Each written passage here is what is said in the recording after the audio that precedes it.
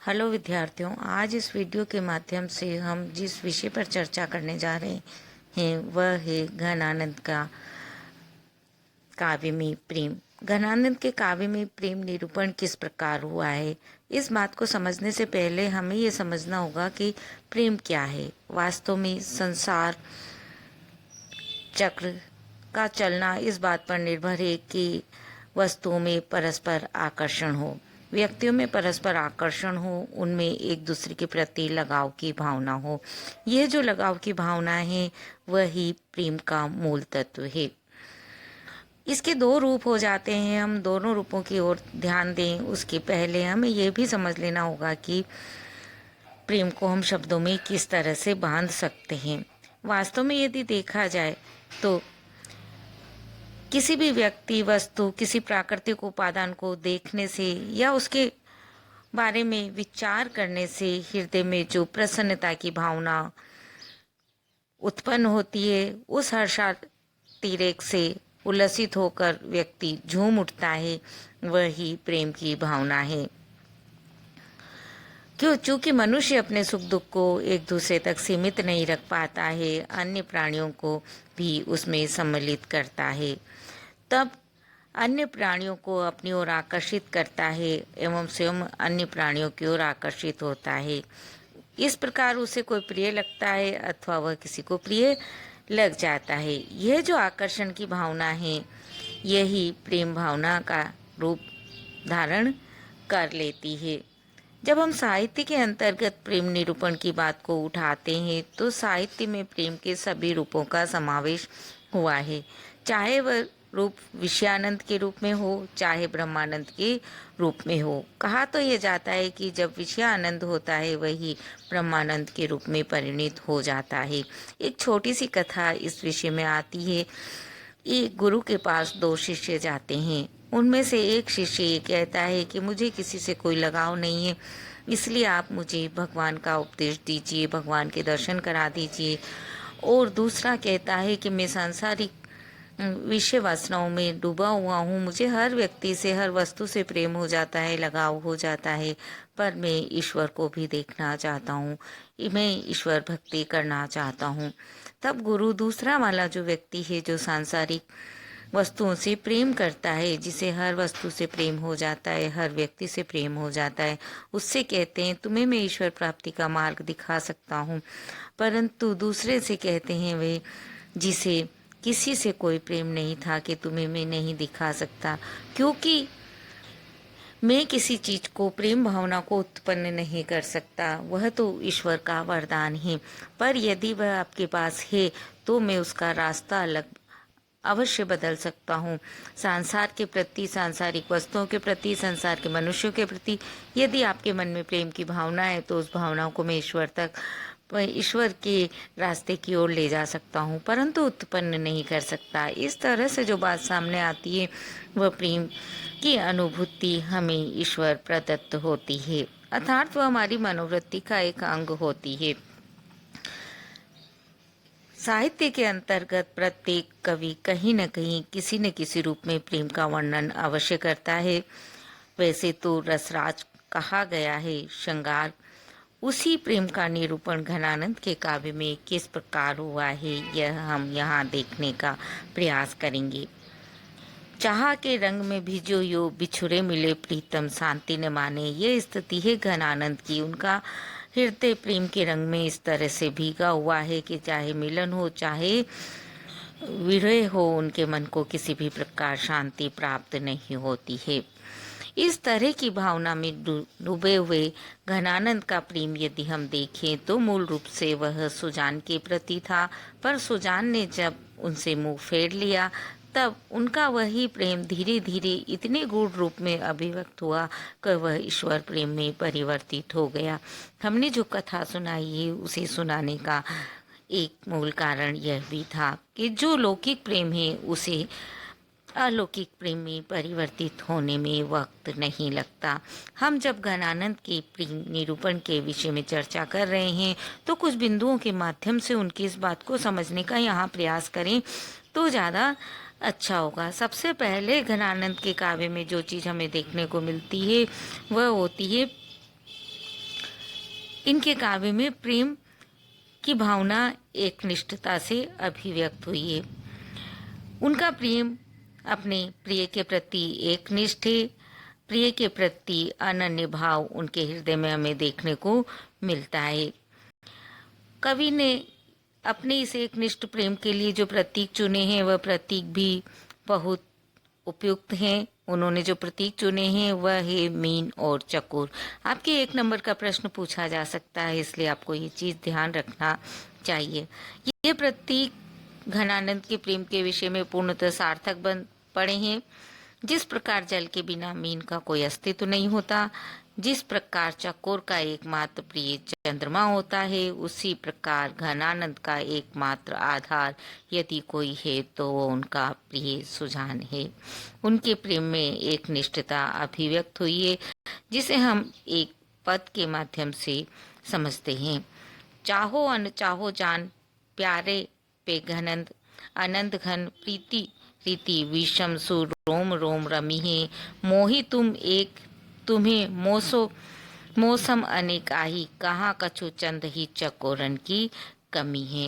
इस तरह से अपने प्रेम के साथ उसके रोम रोम में इस प्रकार रम गया है उनका मन कि अब उसे कोई उससे अलग नहीं कर सकता। वे कह भी रहे हैं यहाँ कि मेरे लिए आप एक हैं, आपके लिए भरे मैं अनेक में से एक हो सकता हूँ। दूसरे बिंदु के रूप में जब हम देखते हैं तो प्रेम में निष्ठुरता के प्रति उपालंब देने की भावना सामान्यतः काव्य के अंतर्गत हमें दिखलाई देती है। जब हम घनानंद के काव्य का मूल्यांकन इस दृष्टि से करते हैं तो घनानंद के काव्य के अंतर्गत भी हमें प्रेम में निष्ठुरता अपनाने वाले प्रिय के प्रति उपालंब भाव दिखलाई देता है, क्योंकि जो प्रिय उनके रोम रोम में बसा हुआ है, जब वही उनसे विश्वासघात करने लगता है तो उनके हृदय पर आघात लगता है। और प्रेम की ऐसी स्थिति में प्रेमी मन उल्हाना देख कर ही अपने मन को संतोष प्रदान करता है। ऐसे विश्वासघाती प्रिय को पत्र लिखे तो उस पर भी वह विश्वास नहीं कर सकते। ये सारी बातें वहां रहती है। जब हम सूर की गोपियों को देखते हैं तो उपालंब काव्य के रूप में पूरा काव्य ही उन्होंने खड़ा कर दिया है। भ्रमर की सार हम इस रूप में देखते हैं और वही उपालंब की भावना हमें यहाँ घनानंद के अंतर्गत भी दिखलाई देती है। उन्होंने जो उपालंब दिए हैं वे उन पर विश्वास करते हैं पर फिर भी उपालंब देते हैं, क्योंकि उन्हें लगता है कि उनका जो प्रिय है वह झूठ बोलने में पक्का है। और उस बात को उन्होंने यहाँ पर अभिव्यक्ति भी दी है। हम यदि काव्य के अंतर्गत इस संबंध में उनकी पंक्तियों को देखना चाहें तो हम देख सकते हैं। उदाहरण लेते हैं हम एक, भय अति निठुर मिटाई पहचान डारी, या ही दुख हमें एक लागी हाय हाय हे, तुम तो निपट निर्दयी गई भूली सुधी, हमें सूल सेलनी सो क्यों न भुलाए है, मीठे मीठे बोल बोली ठगी पहले तो तब, अब जिए जारत कहो दो को न्याय है, सुनी है कि नहीं यह प्रकट कहावत जो काहू कल पाए है, सो कैसे कल पाए है।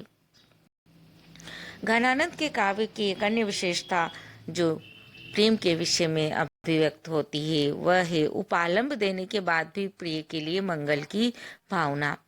उन्होंने प्रिय को उपालंब दिए हैं क्योंकि वह उनका प्रिय है, वह उन पर विश्वास करते हैं, एकनिष्ठ है। इसलिए जब मन दुखता है उसके किसी कार्य से तो वह उपालंब देते हैं, परंतु फिर भी उपालंब देते हुए भी वह अपने प्रिय के लिए कल्याण कामना ही करते हैं, उसका बुरा वह कभी भी नहीं चाह सकते। घनानंद सदैव अपने प्रिय की चिंता में चिंतित दिखलाई देते हैं। उनका प्रिय भले ही उपेक्षा करता हो, विश्वासघात भी कर रहा हो, निष्ठुर भी हो गया हो, परंतु क्योंकि वह उनका प्रिय है इसलिए उसका हित ही उन्हें अपना हित नजर आता है।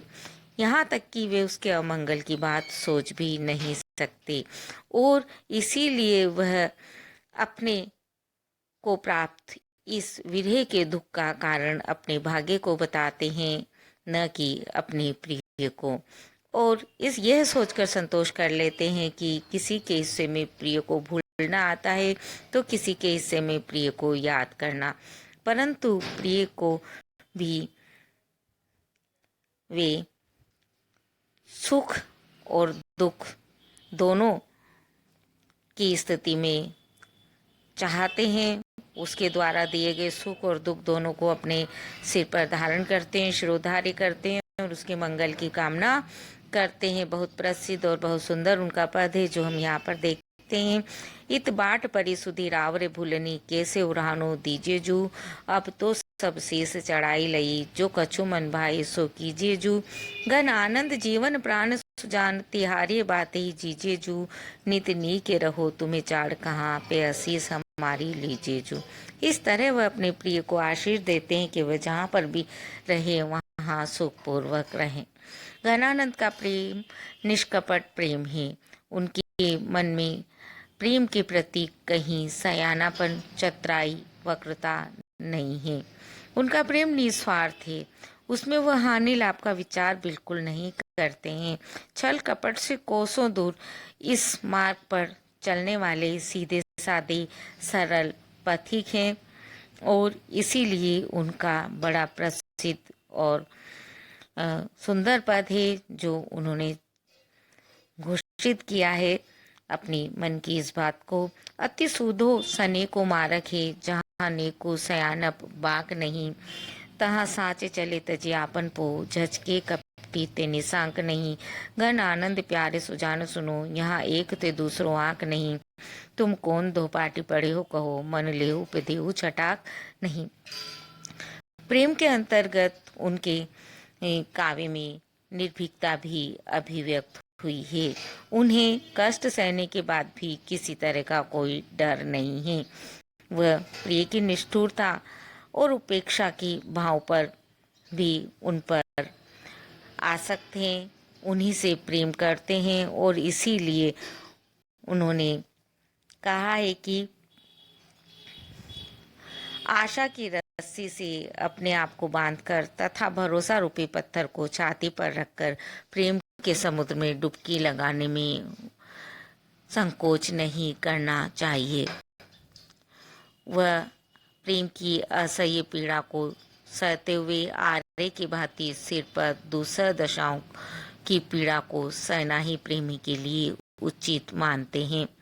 उनका कहना है कि प्रेम में जो डर जाता है, दुख नहीं सह सकता, उसे प्रेम करने का अधिकार भी नहीं है। देखिए, हम उनका पद देखते हैं। आशा गुण बांधी के भरोसो सिली, धरी छाती पूरे पन सिंधु पे न बूढ़त सकाय हो, दुख दव ही जारी अंतर उदेग आँच, रोम रोम त्रासनी निरंतर तचाय हो, लाख लाख भातिन की दूसर दसानी, जानी साहस सहारी सिर आरेलो चलाए हो, ऐसे घन आनंद गही है टेक मन माही, ऐसे निर्दयी तो ही दया उपजाए हो। घनानंद के काव्य में जब हम देखते हैं तो प्रेम की वेदना का प्राधान्य भी हमें देखने को मिलता है। प्रेम की वेदना के अंदर कवि हृदय छटपटा रहा है। उसकी तीव्रता के कारण वह अपनी वेदना को अभिव्यक्त भी नहीं कर पा रहे हैं। रात दिन पीड़ा में निमग्न है, डूबे हुए हैं, उसे क्षण भर के लिए भी कहीं कोई चैन नहीं मिलता है। परंतु बात यह है कि इस पीड़ा के लिए वे दोष दें तो किसको दें। उनकी पीड़ा तो नित्य प्रति ही बढ़ती जाती है और प्रिय उनकी चिंता करता नहीं है, इसलिए उन्होंने अपनी बात को इस तरह से अभिव्यक्त किया है।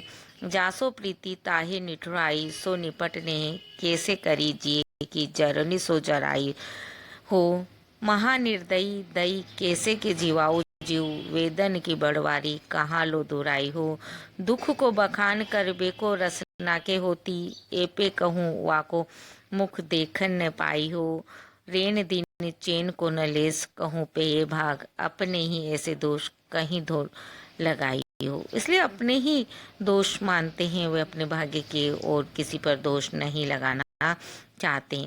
उन्होंने अपनी प्रिय के बाह्य सौंदर्य का वर्णन करने के साथ साथ उनके आंतरिक सौंदर्य के, हृदय के सौंदर्य का वर्णन भी किया है। उनका पद ही राव रे रूप की रीति अनूप, नयो नयो लागत जूझ निहारिये, त्यो इन आखिन बानी अनोखी, अघानी कहूँ नहीं आनी तिहारी, एक ही जीव हूँ तो सो तो वार्यो, सुजान सकोच ओ सोच सहारिये, रोकी रहे न दहे घन आनंद, बावरी रीति के हाथनी हारे।